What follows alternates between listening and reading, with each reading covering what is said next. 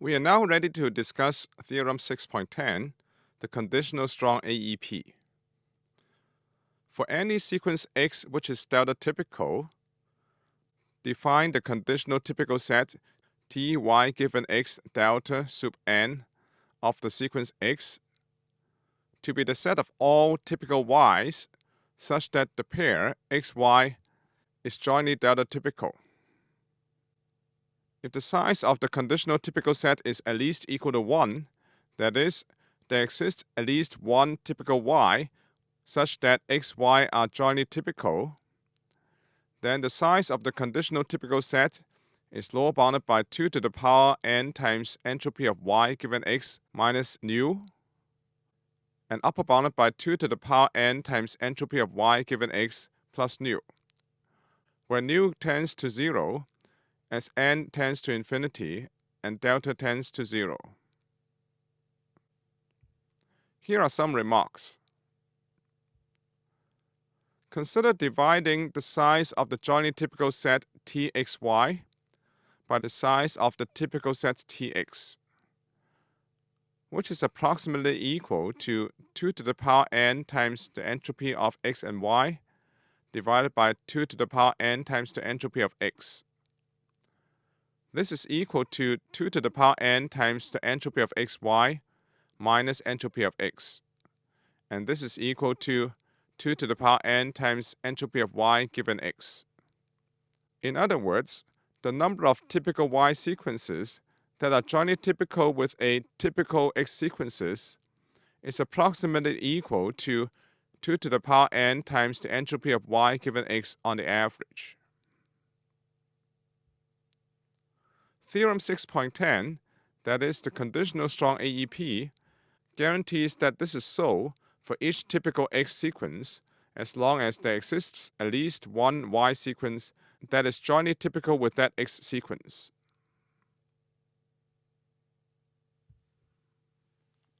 We will divide the proof of Theorem 6.10 into two parts. First, we prove the upper bound on the conditional typical set. It says that if the size of the conditional typical set for a particular typical X sequence is at least equal to 1, then the size of the conditional typical set is upper bounded by 2 to the power n times entropy of Y given X plus nu, where nu tends to 0 as n tends to infinity and delta tends to 0. For any nu greater than 0, but a strong AEP, consider 2 to the power minus n times entropy of x minus nu over 2 greater than or equal to the probability of the X sequence, where this probability is equal to the sum of pxy over all Y sequences. This is lower bounded by summing pxy over all Y sequences, which is delta typical with that typical X sequence. Now we have X and Y being jointly typical, so by the strong joint AEP, pxy is lower bounded by 2 to the power minus n times the entropy of X and Y plus nu over 2. This lower bound is valid when delta is sufficiently small. Since this lower bound does not depend on the sequence Y, this is simply equal to the size of the conditional typical set times 2 to the power minus n times entropy of xy plus nu over 2. The remaining steps are very similar to the proof of the upper bound on the typical set Tx in Theorem 6.2, that is the strong AEP. First, we move 2 to the power minus n times entropy of xy plus nu over 2 to the other side of the inequality.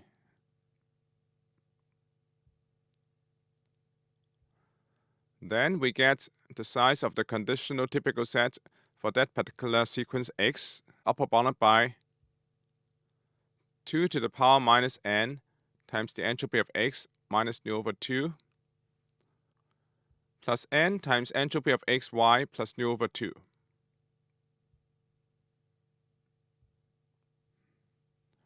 This is equal to 2 to the power n times entropy of xy minus entropy of x plus nu. Now entropy of xy minus entropy of x is simply conditional entropy of y given x.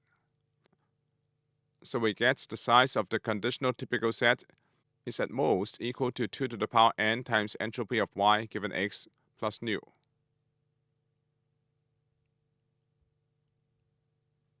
The formal proof of the lower bound in theorem 6.10 is given in the textbook, which has a lot of fine details. Here we give an outline of the proof by means of a very simple example. Let the alphabet x be 0, 1, and the alphabet y be a, b, and c. Consider a particular pair of jointly typical sequences x and y as shown. For the x sequence, all the zeros occurs first, and then all the ones. For the components of the y sequence corresponding to x sub k equals 0, all the a's occurs first, then all the b's, and then all the c's. Same for the components of the y sequence corresponding to x sub k equals 1. There are approximately n times p0a pairs of 0a, approximately n times p0b pairs of 0b,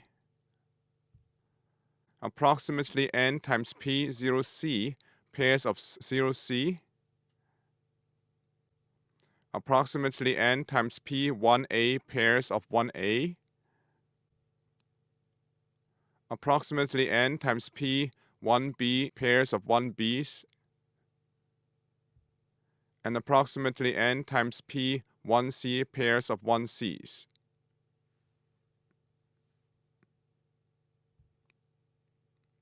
Now observe that by rearranging the components of y corresponding to x sub k equals 0, the joint typicality of the pair of sequences is preserved because there are still approximately n times p0a pairs of 0a's, n times p0b pairs of 0b's, and n times p0c pairs of 0c's.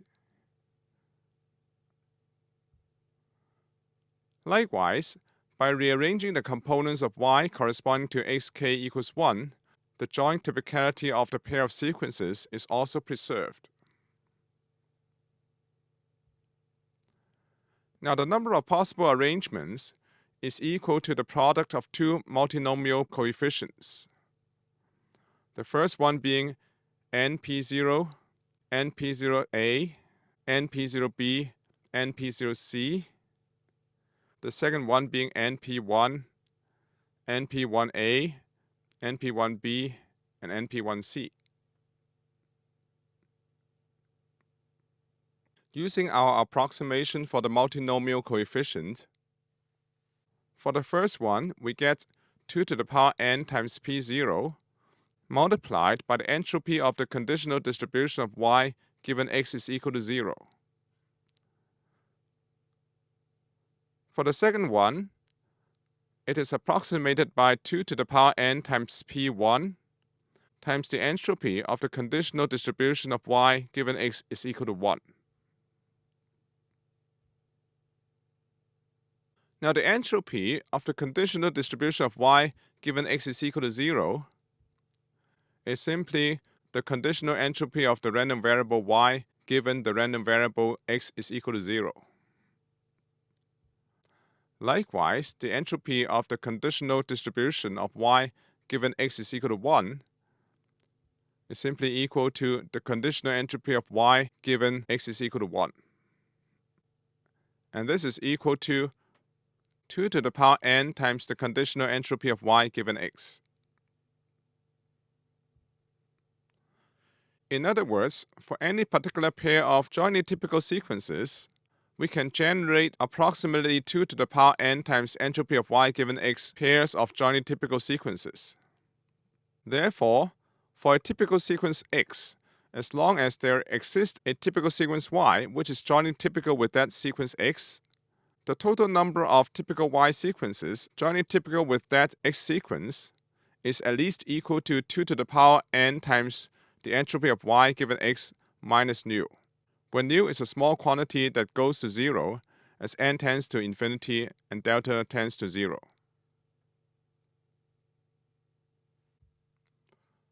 So we have established theorem 6.10, the conditional strong AEP.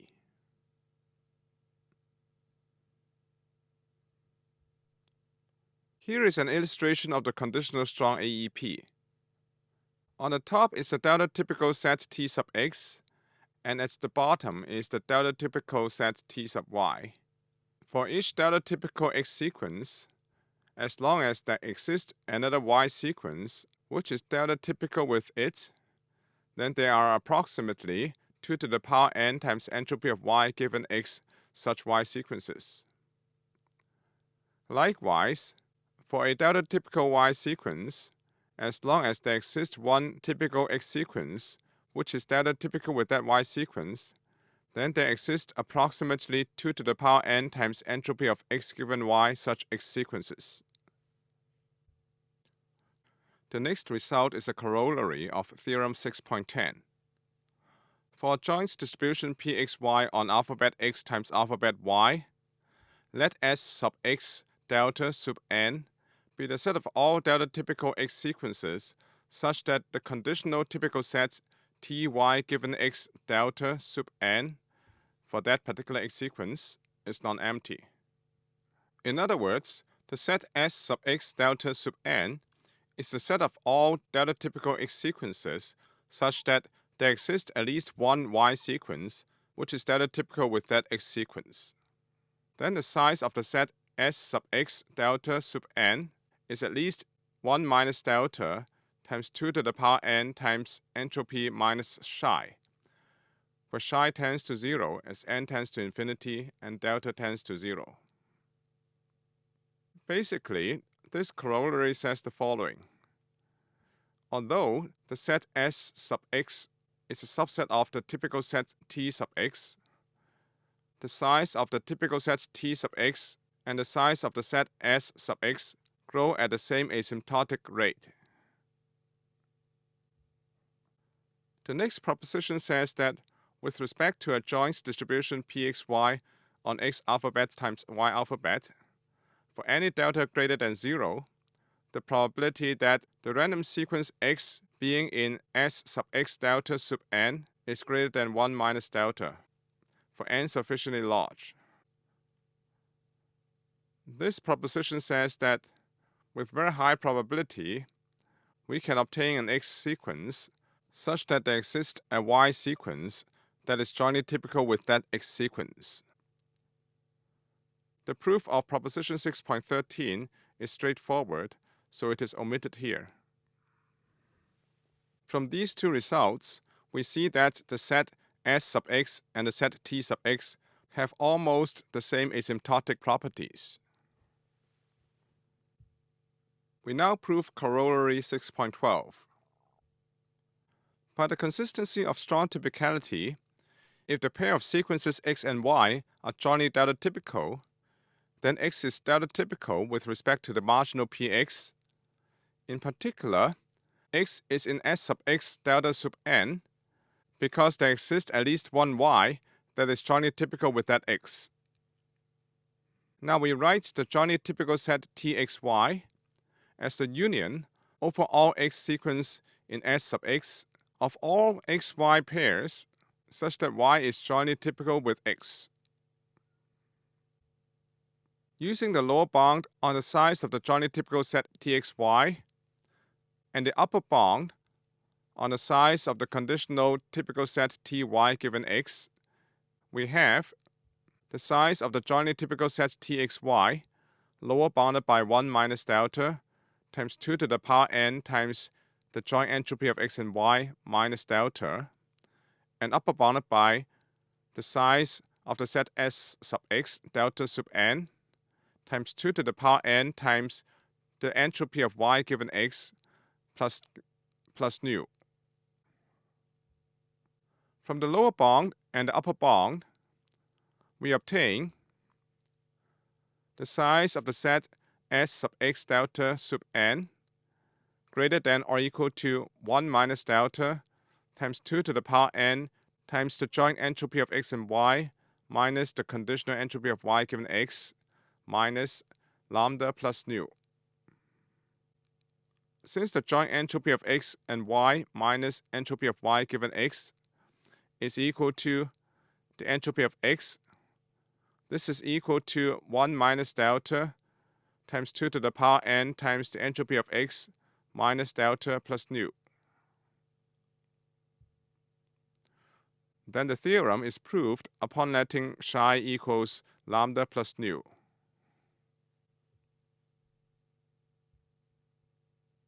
We now show that strong typicality exhibits a very special structure called the asymptotic quasi-uniform structure.